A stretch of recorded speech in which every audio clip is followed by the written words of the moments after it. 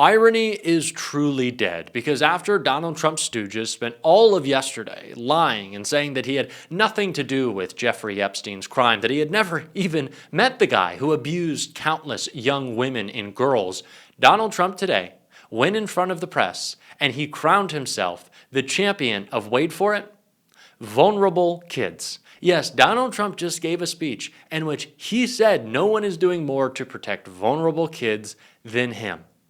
I can't even believe the hypocrisy. And neither could the press, which is why Donald Trump had to grab and rush out Melania Trump from their questions about Epstein, and we're going to get into it all. But before we do, if I could quickly ask you to leave a like on this video, and if you haven't already and you enjoy our channel, to hit that subscribe button, because it goes a long way in supporting our work. Now, before we get into the full of this disastrous speech and how Trump and Melania had to run away from the press, I want to start where, of course, Donald Trump did, and that's with talking about his ballroom. And right behind me, by the way, in about 2 years from now, we'll use a much bigger room because we had to turn away a lot of people. And it'll be right here. This will be the entrance. That's a knockout paddle. It's called the knockout. It looks pretty nice right now, but it's going to look a lot better in a little while. And we're going to go from this room into a room that seats a few more people. Donald Trump has spent the past few weeks making sure that people who are starving can't get food, people who are sick can't get care, and young people who want to buy a house have to sign up for 50 years of rent in the form of a mortgage that has never even existed, a 50-year mortgage, which makes no sense, by the way, and is now touting his ballroom.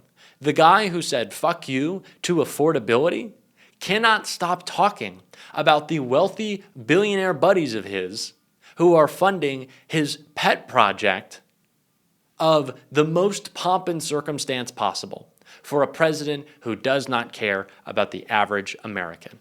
That is what Donald Trump is doing right now, and it's really not helping you beat the Epstein allegations, man, when all you want to do is talk about how much all of these billionaire elites love you and how you're going to throw big lavish parties for all of your buddies who were in the Epstein files. Like, it is crazy that no one in the White House has said, hey, maybe tone down the gaudy parties with the cougars who were at Mar-a-Lago while you and Epstein were doing your thing.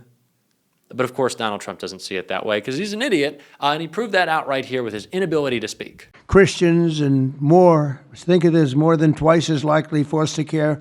They'll adopt the general population. They adopt to it so easily. When they get out, they adapt to it just like becomes second nature. It's amazing. Yet radical left policies in states nationwide make it much harder, not easier, for those families to open up their homes. Of course, the most disastrous part of this speech and this press conference and all of this was how it ended.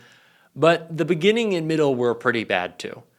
Donald Trump, you know how, like, if you are like evil, what is it? If you're evil, you can't enter the threshold of a church. Like, you can't walk in. There's like some movie trope or some literary trope, like the devil can't enter a church. Donald Trump is like so evil, and his ideas, his lack of morals are so antithetical to the actual Christian religion that when Donald Trump starts to talk about the Bible or starts to talk about like actual real Christian values, he just can't. I'm sure like he couldn't step into a church without, catching on fire. I guess he has, but they've done a good job hiding it. But he can't talk about loving your neighbor and feeding the hungry and embracing those who are different without it just coming blah, blah, blah, blah, blah, because he doesn't believe it. We know that he doesn't have any actual values, but he wants to pretend like he does, especially when he's talking about apparently the people who he loves the most, vulnerable kids. Thank you. The Bible tells us that one of the measures of any society is how it cares for vulnerable children and orphans. So important, and it's so big in the Bible. So as we make America great again, we are going to protect American children in foster care. So Donald Trump, who was Jeffrey Epstein's buddy, never said anything publicly, never did anything, is now the champion of vulnerable children. Donald, the problem wasn't that you didn't love vulnerable kids, is that you and Epstein clearly loved them too much. I know that's a disgusting joke, but what is this, like, who is in charge of the optics? Again, this is why I continue to say that they're laughing at us. They clearly think it's funny. They think all of this is a joke. Like the Ghislaine Maxwell prison setup with the DoorDash and the yoga classes and the unlimited supply of toilet paper, they think it's funny because they don't think they'll ever face accountability. Not from our government, not from their friends, not from big institutions, certainly not from the mainstream press, because they won't even face them down. Look, Donald Trump dragging away Melania from questions.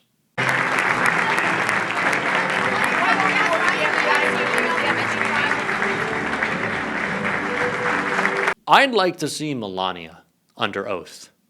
I've now decided that.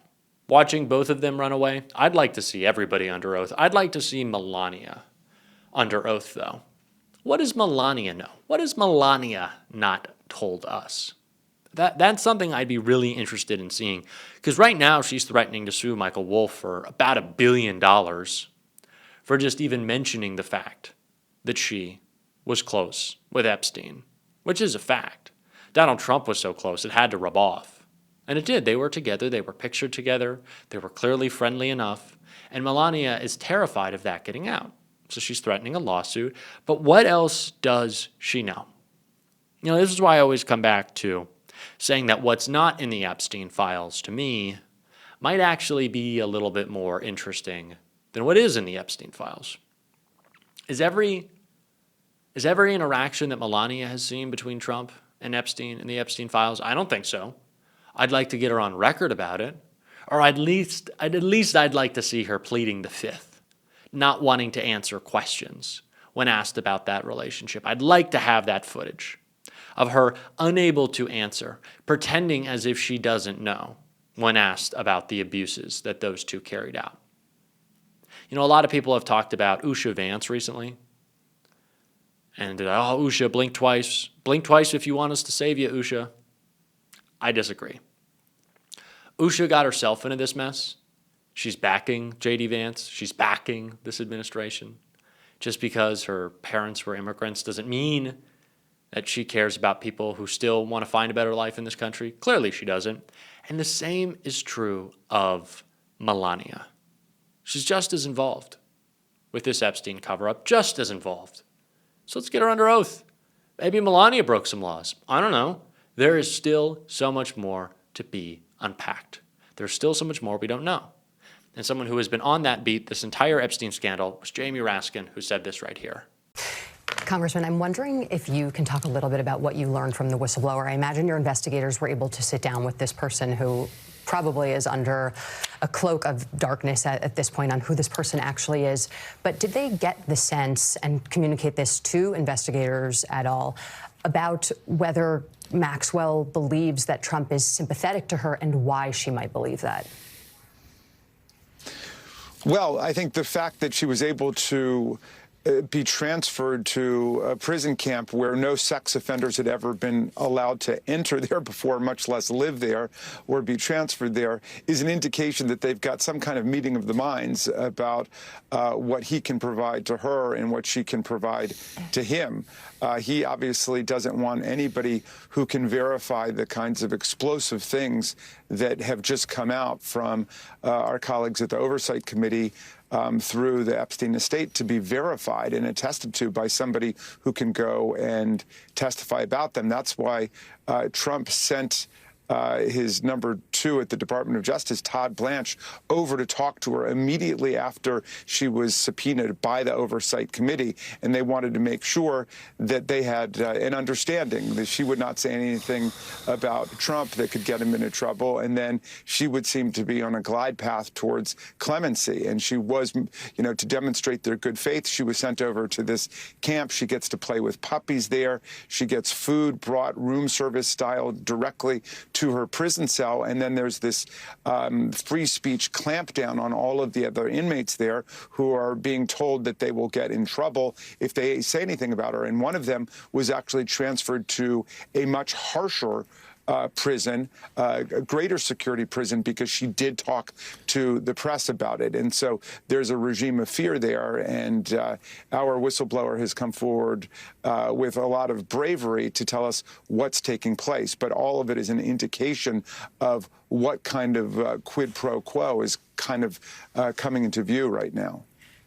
I keep saying it, and maybe it's just because it's It's a personal campaign that I've taken up, and it's just really infuriating me. But let's look at this all in the context of SNAP. Seriously, no, let's. The big discussion on right-wing Twitter and all the talking points out of Fox after they realized that the illegals are stealing your healthcare line wasn't going to land, and it didn't. They moved on to SNAP recipients, saying that these people who, by the way, are working, they're working jobs, full-time jobs, still unable to afford food. It seems like maybe the economic system is broken, maybe not these people's fault. But the same people freaking out that you can get Dijon mustard, ooh, scary. That you can get a box of cookies, oh, terrifying. Those people haven't said a peep about the conditions that Ghislaine Maxwell has enjoyed in her 5-star resort prison, her Trump hotel, how everyone has been waiting on her, reportedly hand and foot, that they've allowed her to stay in a 4-person cell all by her lonesome, the unlimited supply of toilet paper, which seems like be pretty basic, but of course not in prison. And no one said anything. That's bizarre to me. Because maybe these people just aren't that ideologically steady. Maybe they're not, Maybe the MAGA people, maybe they're a little shaky. Maybe they're a little hypocritical. What a crazy idea. What a batshit crazy idea. I am so tired of these people. I know Jamie Raskin is as well. Because, again, listen to what he had to say. Do you have fears that he will, at some point, pardon Ghislaine Maxwell?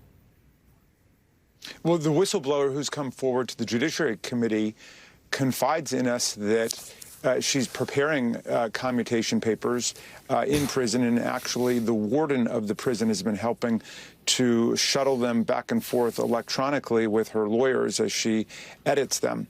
So it seems overwhelmingly likely that that is in the process, and that's all part of this very, very sweetheart contract deal she got to be switched out of a real prison into a prison camp, and even there basically be treated like a guest at a Trump hotel with 5-star concierge service. I've had enough.